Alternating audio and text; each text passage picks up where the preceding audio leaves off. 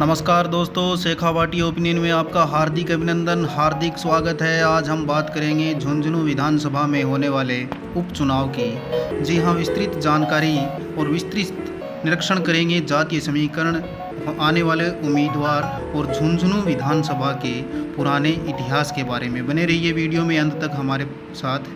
जी हाँ, सबसे पहले अगर बात करें एक परिवार की, तो ओला परिवार कांग्रेस पार्टी से 6 बार झुंझुनू विधानसभा से विधायक कार्यकाल इनका रहा है 21 वर्ष का। अगर हम एक पर्टिकुलर उम्मीदवार की बात करें तो सुमित्रा सिंह 6 बार यहाँ विधायक रहे हैं और इनका कुल कार्यकाल झुंझुनू विधानसभा में 28 वर्ष का रहा है। आइए एक बार नज़र डालते हैं 1952 जो पहला आम चुनाव था, उसके बाद कौन उम्मीदवार कितने समय तक कब किस पार्टी से इस विधानसभा क्षेत्र में विधायक रहे हैं। तो बने रहिए वीडियो के साथ और अंत तक देखते रहिए और अपना निष्कर्ष निर्णय कमेंट बॉक्स में ज़रूर बताइएगा। दोस्तों, सबसे पहले विधायक यहाँ पे थे श्री नरोत्तम लाल जोशी, कांग्रेस से थे। 10 साल 1952 से 1962 तक का इनका कार्यकाल रहा। जहाँ अगले उम्मीदवार यहाँ से कांग्रेस से ही सुमित्रा सिंह थे। 1962 से 1980 तक 18 वर्ष का कार्यकाल रहा और लगातार 4 बार विधायक बने।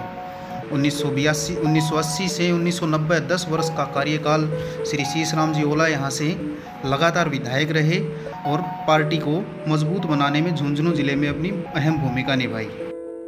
जी हाँ दोस्तों, 1990 से 1993 जनता पार्टी से माहिर आज़ाद विधायक रहे। 3 वर्ष का सरकार रही। उसके बाद मध्यावधि चुनाव हुए। 1993 में फिर से श्री शीशराम जी ओला यहाँ से विधायक चुने गए और 1996 में ये लोकसभा में झुंझुनू जिले में से चुनकर केंद्र पहुँचे, सांसद पहुँचे और लगभग 2.5 वर्ष का इनका कार्यकाल रहा। और पहला उपचुनाव जिसे हम कहें वो हुआ और उपचुनाव हुआ 1996 में, जिसमें मूल सिंह शेखावत भारतीय जनता पार्टी के झुंझुनू विधानसभा के पहले विधायक बने और लगभग 2.5 वर्ष का इनका कार्यकाल रहा।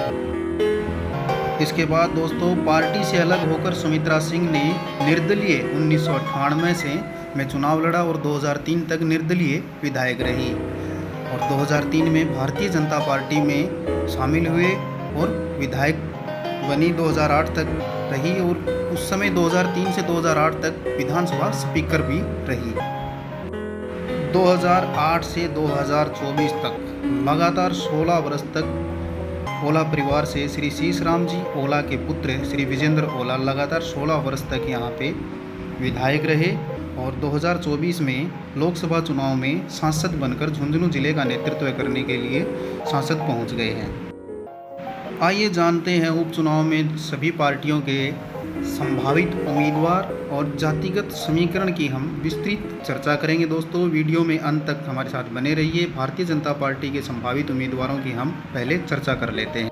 यहाँ भाजपा के संभावित उम्मीदवारों की बात करें तो सबसे पहले नाम आता है बबलू चौधरी, यानी कि निशित बबलू चौधरी का, जो 2023 में पार्टी से उम्मीदवार थे, निकटतम प्रतिद्वंदी रहे। 57,935 कुल वोट मिले, 30% कुल मत प्राप्त इन्होंने किए हैं। ज़मीनी संघर्ष लगातार पिछले 15 साल से झुंझुनू विधानसभा में पार्टी की सेवाएं कर रहे हैं। 10 साल से पार्टी से जुड़े हुए हैं और आम जनता में विश्वास और प्रत्येक गली गली में पहुंचने का काम कर रहे हैं। 2018 में जब ये निर्दलीय प्रत्याशी के रूप में थे तो 29,410 मत प्राप्त किए थे, जो भारतीय जनता पार्टी के उम्मीदवार से मात्र 3,000 वोट ही कम इन्होंने लिए थे।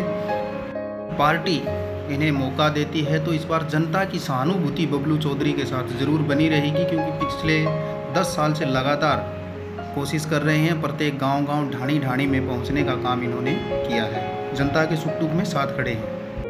अगर भाजपा के अगले संभावित उम्मीदवार की बात करें तो वो नाम आता है श्री राजेंद्र भाम्बू का। जी हाँ, 2018 में भारतीय जनता पार्टी से उम्मीदवार थे, 35,618 वोट प्राप्त किए। 2023 में पार्टी से बागी होकर इन्होंने चुनाव लड़ा और 42,407 मत प्राप्त किए हैं। उसके बाद फिर से पार्टी में शामिल हुए और लगातार पार्टी की सेवाएं कर रहे हैं। इस बार इन्हें फिर से मौका मिल सकता है। जनता के जुड़ाव के कारण इन्हें 2018 से 2023 के बीच अच्छी खासी जनता में वृद्धि की है। जी हाँ, शुभकर्ण चौधरी वो भी अपनी दावेदारी पेश करने का दावा कर रहे हैं। 2013 से 18 तक उदयपुर वाटी से विधायक रहे। 2024 में जब सुक्कन चौधरी को लोकसभा प्रत्याशी के रूप में पार्टी ने विश्वास जताया तो मात्र 1% मतों से वो पीछे रह गए और पार्टी की लगातार सेवाएं। जी हाँ, लोकसभा चुनाव की बात की जाए तो झुंझुनू विधानसभा में इनका मत प्रतिशत बहुत ही शानदार रहा था। अगले नाम की अगर बात करें तो एक युवा नेता जो लंबे समय से विधानसभा में जाने के सपने बुन रहे हैं और पार्टी इस बार इन्हें मौका दे सकती है। पवन मावड़िया युवा नेता हैं, झुंझुनू जिला अध्यक्ष रहे हैं, लंबे समय से पार्टी के साथ लगाव रहा है और इस बार पार्टी इन पर विश्वास जता सकती है। ये थे भारतीय जनता पार्टी के संभावित उम्मीदवार। अब बात करते हैं कांग्रेस से संभावित उम्मीदवारों की। और जी हाँ दोस्तों, कांग्रेस पार्टी के अगर संभावित उम्मीदवारों की बात की जाए तो सबसे पहले हर इंसान एक ही परिवार के बारे में सोचता है, वो है ओला परिवार, जो 40 वर्ष से लगातार पार्टी के साथ हैं, पार्टी की सेवा कर रहे हैं और पिछले 16 साल से लगातार विधानसभा क्षेत्र झुंझुनू में इसी सीट के ऊपर अपना कब्जा बनाए हुए हैं। तो सबसे पहली प्राथमिकता अगर होगी पार्टी की तो ओला परिवार के साथ ही होगी। पार्टी को शायद सहानुभूति भी होगी। अगर इसके अलावा दूसरा कोई नाम आता है तो वो है एमडी चौबदार। जी हाँ दोस्तों, एमडी चौबदार चेयरमैन है मदरसा बोर्ड राजस्थान सरकार के और लंबे समय से कांग्रेस के सफल कार्यकर्ता के रूप में इन्होंने भूमिका निभाई है और इस बार इन्होंने झुंझुनू से कांग्रेस सीट पर चुनाव लड़ने का दावा किया है। तो जी हाँ दोस्तों, सूबे में अल्पसंख्यक मतों को एक साथ रखने और पार्टी के साथ जोड़े रखने के उद्देश्य से एमडी चौबदार को इस बार विधानसभा प्रत्याशी के रूप में उतार सकती है, मैदान में ला सकते हैं। इसके बाद अगर अगले उम्मीदवार की बात करें तो वो हैं यशवर्धन सिंह शेखावत। प्रवक्ता हैं प्रदेश कांग्रेस कमेटी राजस्थान के और लंबे समय से सामाजिक कार्यकर्ता रहे हैं। लोकसभा चुनाव में मोदी लहर रोकने में इनका बहुत बड़ा योगदान रहा था। कांग्रेस पार्टी के साथ निष्क्रिय भावना से इन्होंने कार्य किया था और इस बार उम्मीदवारी पेश कर सकते हैं। अगर पार्टी के उम्मीदवारों की आपसी सहमति नहीं बनती है तो युवा नेता निर्मल चौधरी को भी कांग्रेस कमेटी राजस्थान मौका दे सकती है।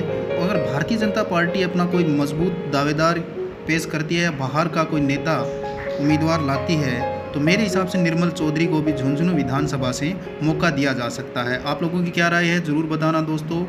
अन्य दलों के उम्मीदवारों की बात करें तो सबसे पहले बात करते हैं राजेंद्र सिंह गुड्डा की, जो पूर्व मंत्री रहे हैं राजस्थान सरकार में, विधायक रहे हैं 2 बार उदयपुर वाटी से और उपचुनाव की तैयारियों में सबसे ज़्यादा ज़मीनी संघर्ष में पहले से ही जुड़ चुके हैं, लगातार लगे हुए हैं, अल्पसंख्यक मतों को रुझाने का कार्य कर रहे हैं। इसके अलावा मूल ओबीसी, एससी, एसटी सभी वर्ग के वोट इनके पक्ष की ये दावेदारी कर रहे हैं और झुंझुनू विधानसभा में अपनी मजबूत दावेदारी पेश कर चुके हैं और विधानसभा के चुनाव के लिए बिगुल बजा चुके हैं। तो दोस्तों ये थे संभावित उम्मीदवार। अगर इनके अलावा कोई और हो तो आप ज़रूर बताना। कौन होगा झुंझुनू का विधायक ज़रूर बताना दोस्तों।